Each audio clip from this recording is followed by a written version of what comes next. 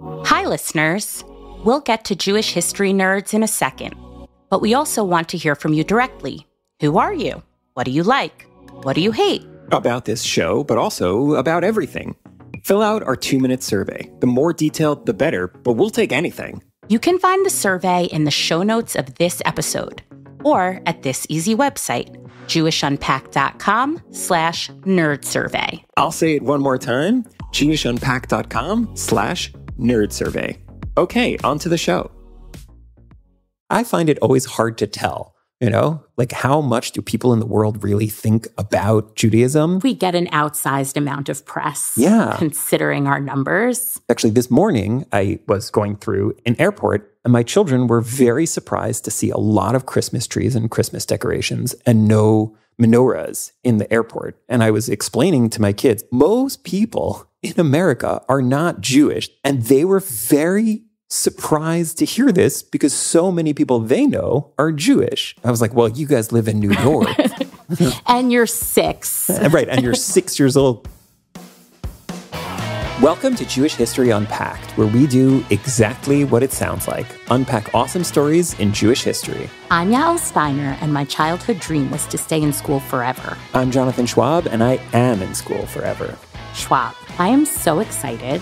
What do we have on the agenda? We have a really great one. It's going to sound, at the beginning, like it's not really a Jewish story. Okay. Might sound a little out of place in Jewish History Unpacked, but it actually is a really valuable Jewish story that's going to help us understand a lot about what Judaism looked like 2,000 years ago and how we can think about it today. Sounds great. What is non-Jewish about it? All right. So what we're going to talk about for most of this episode is Christianity. Notably not Jewish. Definitely at first glance, very not Jewish.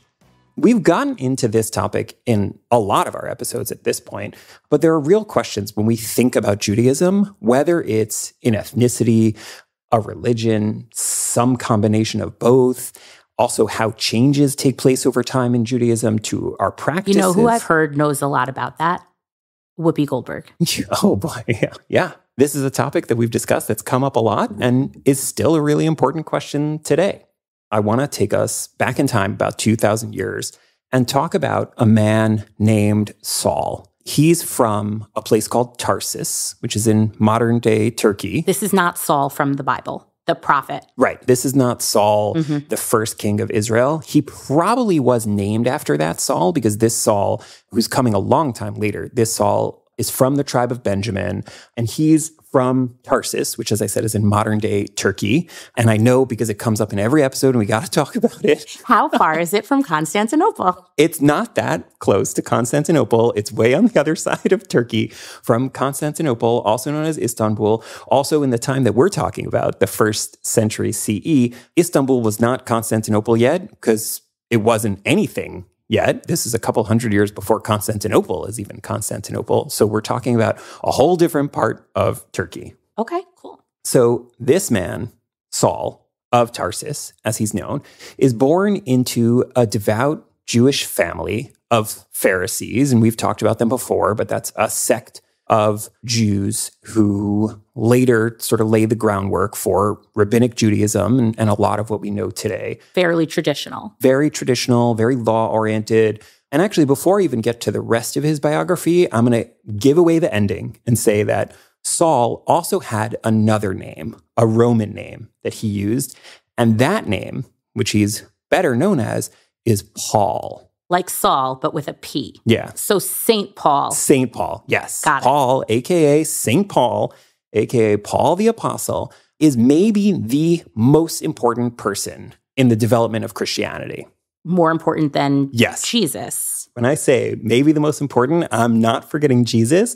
Paul is the purported author of much of the New Testament, and he really is, if any one person is, pretty much the person responsible for the spread and the development of Christianity in the first few centuries that it existed, and a really incredibly important figure. So how did this nice Jewish boy from Tarsus... How did a nice Jewish boy wind up How as did a he get mixed Christian up with the saint? wrong crowd? Yeah.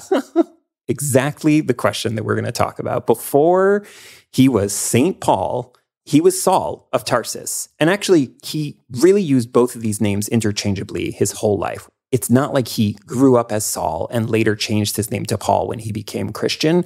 Like a lot of Jews might have today, he had a Hebrew name and a Latin name, or, just like a common law name. And like you said, they rhymed, and I don't think that was incidental. You want to have a name that kind of sounds like your other name. Got it. And he grew up a devout Jew, a Pharisee, and actually early on in his life, he was very involved in the persecution of early Christians and Hellenized Jews and the non-Pharisees before he had this huge revelation and this vision that played an important role in his life. And so when you say revelation, do you mean that he had some sort of religious awakening or epiphany? Or did he actually see something that changed the way he thought about the world? The latter. So Saul, even though they were around at roughly the same period, Saul never met Jesus. But when Saul is traveling to Damascus as part of some of his early travels, he's on the road to Damascus and he has this vision, and he describes it in great detail. But he has this vision of a tremendous amount of light, and he sees Jesus rising from the dead, and Jesus speaks to him and tells him, stop persecuting my people. And actually what you need to be doing is spreading the message about what I'm trying to do. And this has a huge impact on Saul. And Saul then kind of changes his whole life and revolves his life around spreading the word and the way of Jesus's teachings. So interesting. I just can't imagine what it would be like to not necessarily have a revelation, but to be a person who believes they had a revelation and then just throws out everything they were taught as a child. And he does a total 180 because he goes from persecuting these Christians. He's actually involved in the execution of a guy named Stephen, who's one of the early Christians. And Paul/Saul goes from being at the forefront of saying, we need to stop this movement. And again, we keep saying Christian, but I don't know to what extent anybody was using that term at that time. Probably not at all. So did that just mean someone who followed Jesus's teachings, or was it even Jesus's teachings, or was just a teaching that was different than what the Jews were doing? The people who followed Jesus's teachings were mostly known at that time as Jews. Got it. They were just Jesus Jews. We would call them Jewish Christians or Christian Jews, but, they weren't yet really this whole separate thing called Christians. Again, because there wasn't really a Christianity. Jesus had some of his teachings, but it hadn't really been developed or organized as a religion. Were these followers of Jesus, were they viewing their following of Jesus as just another way of being Jewish? Like, was Jesus... Right, Jesus was Jewish, right? Was Jesus basically like a rebbe or a grand rabbi or leader of a new sect of Judaism, and they felt that they were following this new path of Judaism? They didn't view it as something that irrevocably split away from Judaism. Yes, exactly. And that's a lot of what we're going to talk about today. That irrevocable split doesn't come till much, much later. And exactly like what you described, they were Jews who were following Rabbi Jesus. And there was like a certain amount of fluidity also. Like you could kind of follow Jesus, kind of follow some other people. In the Josephus episode, we talked about the Pharisees and the Sadducees and the Essenes, that there were a bunch of different sects all running around Israel at that time. And this was another one of those. And oftentimes the boundaries were kind of porous between them. And that was true here too. What was Jesus teaching that made it different from the Sadducees or the Pharisees or any other type of previously existing Judaism? It's a great question. The real question that I want to get to is, what did Saul teach that was different? Some of the argument with Jesus or about Jesus was he accepting the rules of the rabbis? When the rabbis instituted rules, did he accept them, or was he going off of just this like much more basic principles idea? And a lot of early Christianity sort of really develops around this thing of like, is it about the intricacies of all of these Jewish laws, or is it about much simpler basic stuff? And then, of course, after Jesus dies, a lot of Christianity revolves around Jesus being the Son of God and him dying for our sins and a whole bunch of other stuff that honestly I'm not qualified enough to like fully understand or talk about. But that story all developed much later on after Jesus was dead. So what I'm getting from this, I think, and you can correct me if I'm not on the right track, is that we now call Christianity, but it only became a separate entity from Judaism after Saul/Paul entered the picture. And Paul never met Jesus. He had this revelation, right? He had this vision of him, but he never met him, right? And again, like when we think of Christianity now, we think a lot of the symbols of the cross, things like obviously that was not a symbol during his life Jesus associated with in any way. That is a symbol that became important upon his death. But similarly, we think of the church, right? The church and the synagogue as like two opposing sites. But Jesus didn't really have any churches during his life. A lot of the places in which he was speaking and a lot of the places in which Saul was speaking were synagogues because like the real early audience for this was Jews.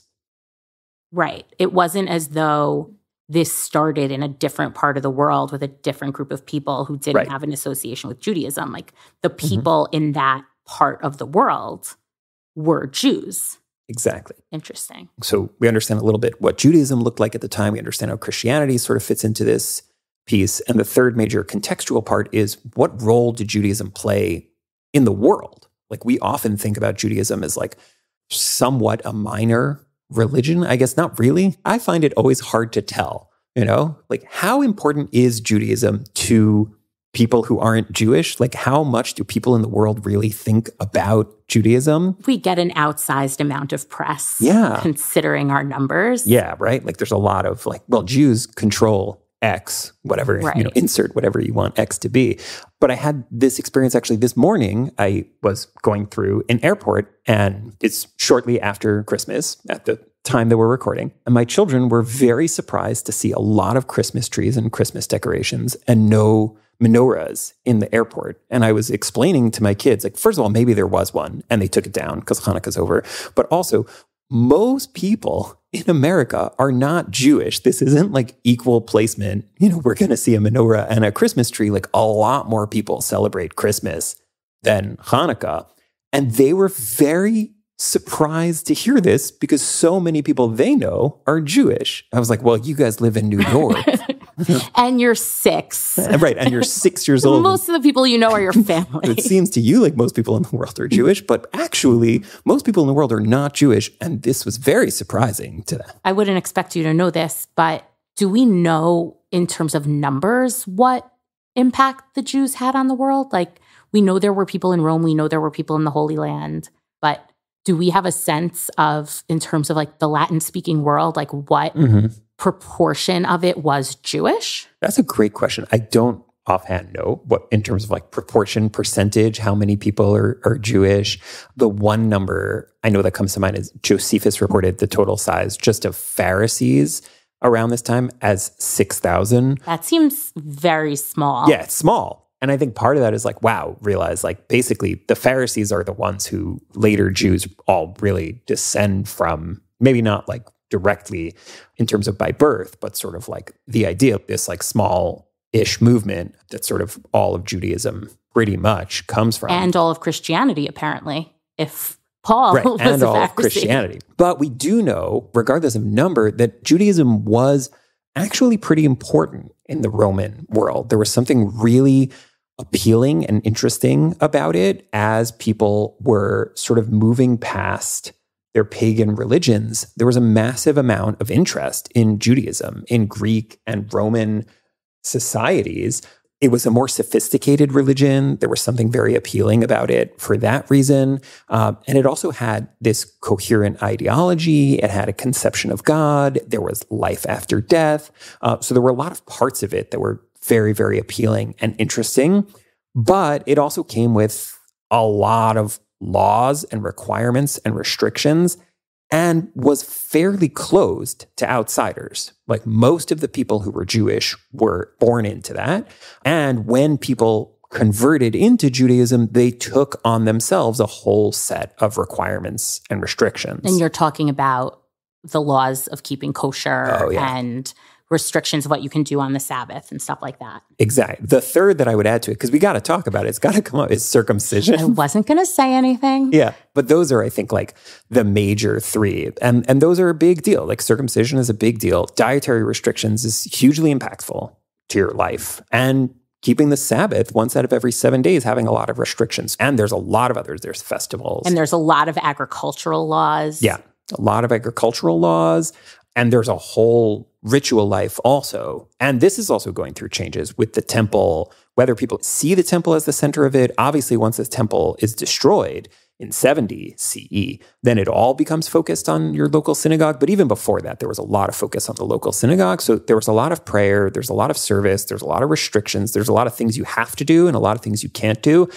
And that's a real barrier, despite the fact that people are really, really interested in what Judaism has to offer. There's all of these things that prevent people from getting on board with everything. So when Paul was trying to sell Christianity, which is, I think, where we are right now, like he's trying to sell it. Yeah. Is it that he wants to drop the restrictions so that people will be eager to join him? Or does he have a theological reason for dropping these restrictions? It's a really good question. And it kind of leads to this really complex question of what was he actually trying to do that we don't really have a clear answer to. And we especially don't have a clear answer to because he kind of had two different audiences. You know, like you said, he's trying to sell Christianity. He goes on the road and he goes on the road hard. He goes on a couple of different missionary journeys. I think it's 3. And he travels all over the Middle East. He goes up and down modern day Israel, Syria. They weren't called this then, but like just so that we know what we're talking about. Turkey, Greece, Cyprus. He goes all the way to Rome. And this was all in the wake of his revelation on the road to Damascus. Yeah, this is all after his revelation. And this is when he takes on this like life purpose of spreading Jesus's word. And he does it in Israel to the Jews there, and then to the Jews living in this diaspora outside of Israel. And a lot of this is taking place in synagogues, which is like a funny image to think about. Of imagine, you know, your local synagogue has a scholar in residence every single week. And like the scholar in residence this week, all the way from Tarsus, we got Saul. But that, I think, is important to think about who your average synagogue is going to bring in as a scholar in residence nowadays, and realize like that's the way that Saul sort of was within the community. Then they were not bringing in a Christian saint. They weren't scared of him. Right. They definitely weren't scared of him. Yeah. Interesting. So from what you've been saying about his audience and the places that he would go to preach Jesus's teachings, it sounds like he was deliberately targeting Jews. When he went to Rome, was he not proselytizing to Romans who had previously been pagan or some other religion or non-religious whatsoever? As this continues, he sort of shifts his focus a little bit, and he becomes more and more focused on people who were not Jews. And like the easiest term, this is a term that kept coming up in the reading and preparing I was doing, was Gentiles. And I was like, oh, Gentiles, like what do we really mean by that term? And like in this context, we mean people who just were not ethnically Jewish. And like even ethnically Jewish is a question. What does that mean? But like people who were not up to that point in their lives practicing Judaism, like they were really new Gentiles, and they, you know, became this population of Gentile Christians. And it's not exactly clear because it seems like the focus and the question changes a little bit over time.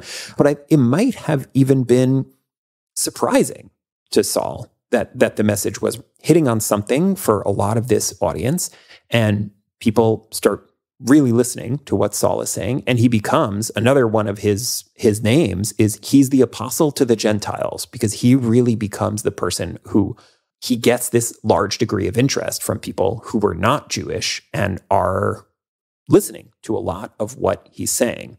When he is going into these communities, Jewish or not, is he trying to change Judaism by integrating Jesus's teachings into what had previously been Pharisaic Judaism? I don't know if that's a word.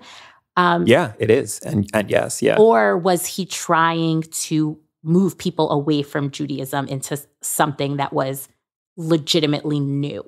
So there are a lot of different accounts, and there are a lot of different books of the New Testament that are written by Paul or that are recounting Paul. And it seems like for Jews, the message maybe was, you still have to keep all of these laws, but here also are some of Jesus's teachings. And for non-Jews, you can get all the good stuff, and you don't have to full on convert to Judaism to get to be part of this thing.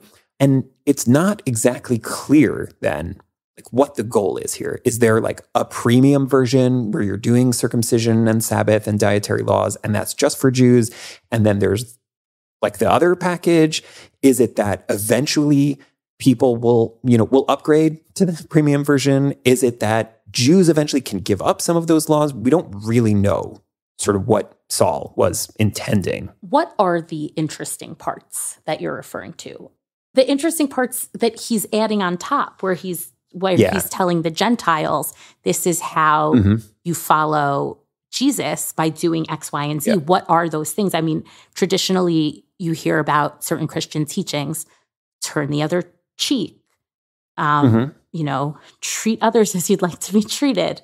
Yeah. And other, notions or concepts that I'm aware of in terms of sacraments and alms and all sorts of different things. But I'm curious what he was pitching to these Gentiles. Do we know? A lot of it is, there is a God. You can have a direct personal relationship with that God. You can pray to that God, and that God cares about your life.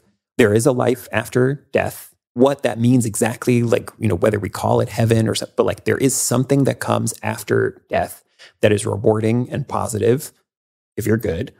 And having faith itself is an action that can lead to good things. That's very, very appealing. That's a lot of the good stuff right there. Right. And it's not necessarily incompatible with Judaism, except for the part where you say faith can save you. Because at least in rabbinic Judaism, it's really the ritual aspect of Judaism that makes you a Jew. But it's my understanding of Christianity, and a little bit of what Paul is teaching here, is that your personal investment and belief in God is what makes you a Christian. Yeah. Also, this is very important because there's this really big change of the temple being destroyed, right? The temple and the temple service is really essential. Even if you're not participating in it, you're aware of it, you have some sort of connection with it. Even if you're a Jew who's never been to the temple in your life, your local synagogue is sort of reenacting the temple service, or you're thinking about the temple service. Once the temple is destroyed, what's the central ritual part of it? For the Pharisees and for rabbinic Jews, it becomes the rituals in your local synagogue. For Christians, it becomes seeing Jesus and as the center of it all, and the person of Jesus becoming the whole thing. Was any of Paul's theology centered around or even cognizant of the concept of the resurrection of Jesus? That does not seem to be a part of this. You don't have to believe that Jesus was killed or died for your sins. Yeah, I'm not sure about that. There are many people who have spent their whole lives studying this, but I think it might have been too early for that in Christianity. So interesting, because when you think about, or when I think about certain basic tenets of Christianity, the things that I think about are all developments that came about significantly later than both Jesus and Paul. Yeah. Christianity is not even really its own religion until a couple hundred years after this time. But obviously Paul starts to be successful. Yeah. So what happens then? It starts to grow in popularity, and especially among non-Jews, right? He still has this Jewish base, but it starts to get more and more popular among non-Jews. And then it started off as this other sect, or as, when a couple of members of your local synagogue are disgruntled with the new rabbinic choice and they start their own little breakaway, and sometimes that becomes its own whole synagogue. And that's, kind of the metaphor for, I guess, what was going on.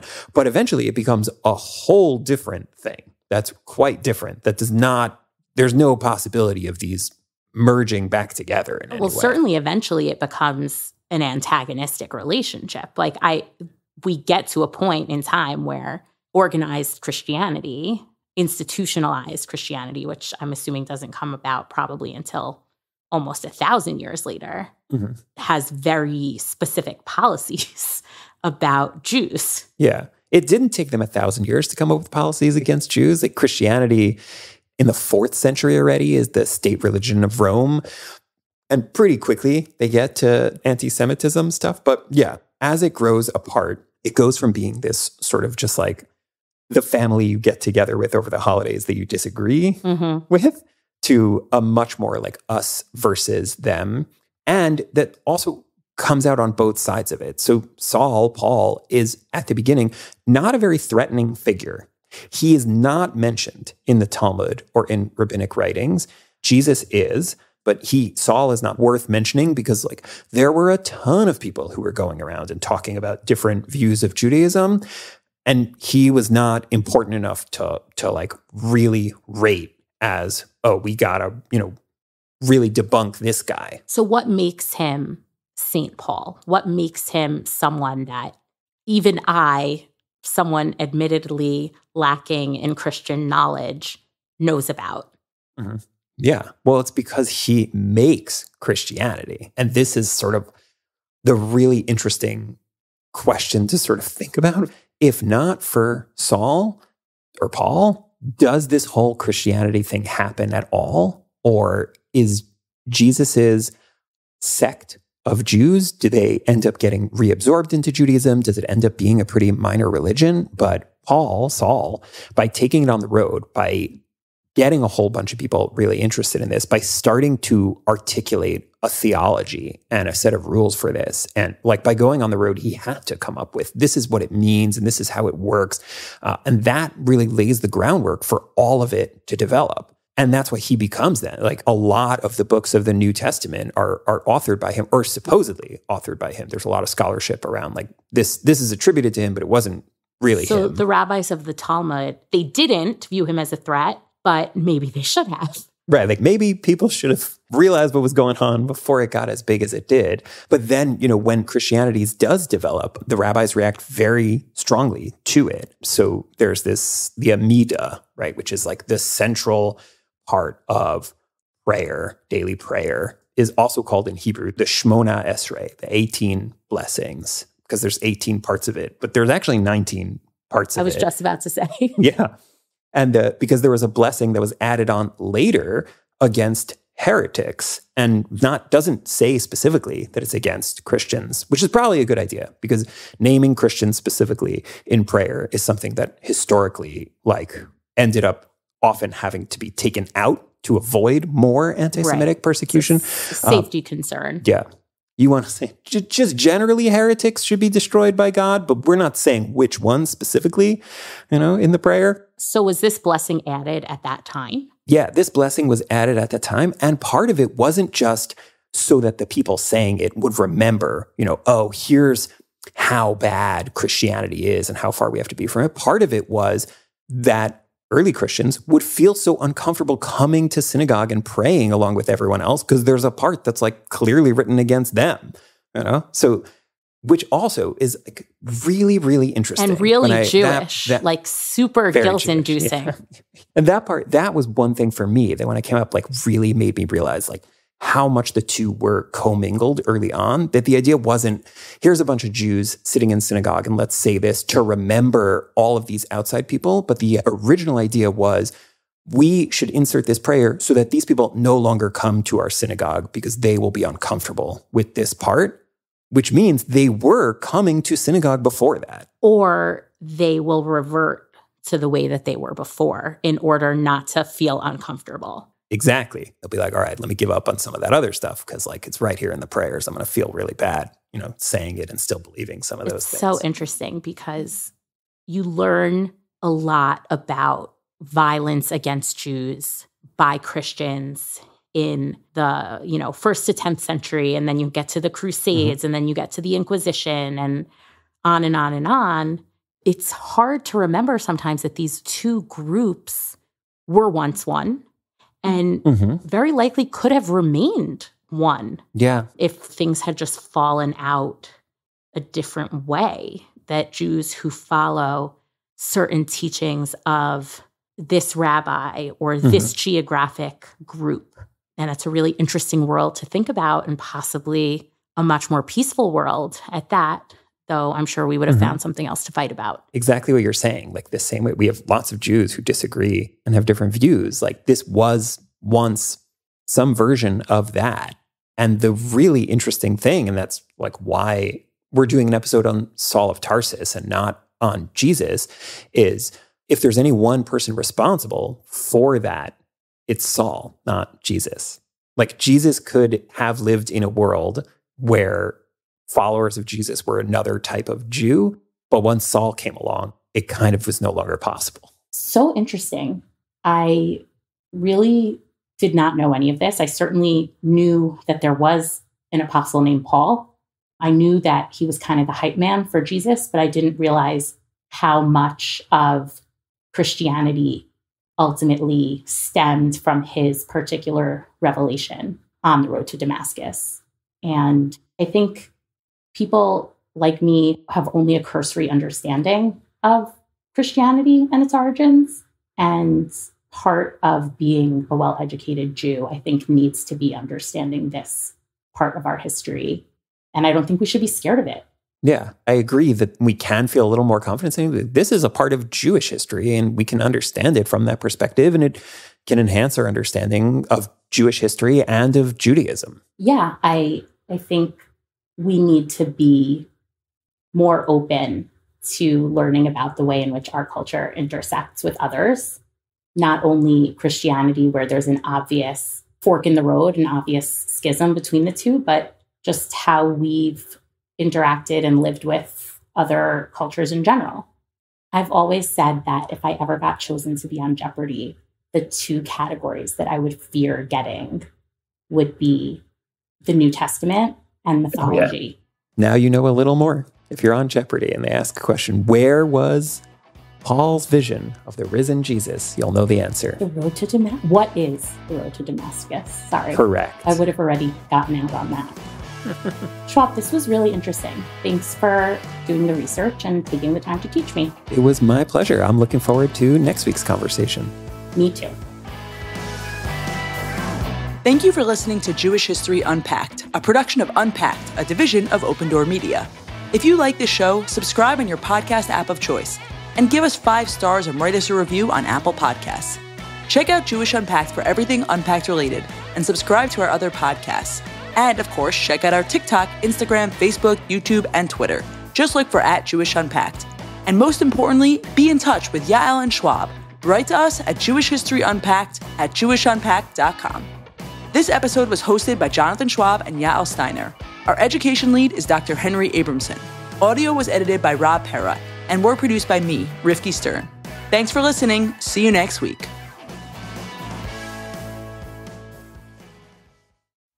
Thanks for listening. Remember, please fill out that survey. You can find it in the show notes of this episode or at jewishunpacked.com/nerdsurvey. That's jewishunpacked.com/nerdsurvey.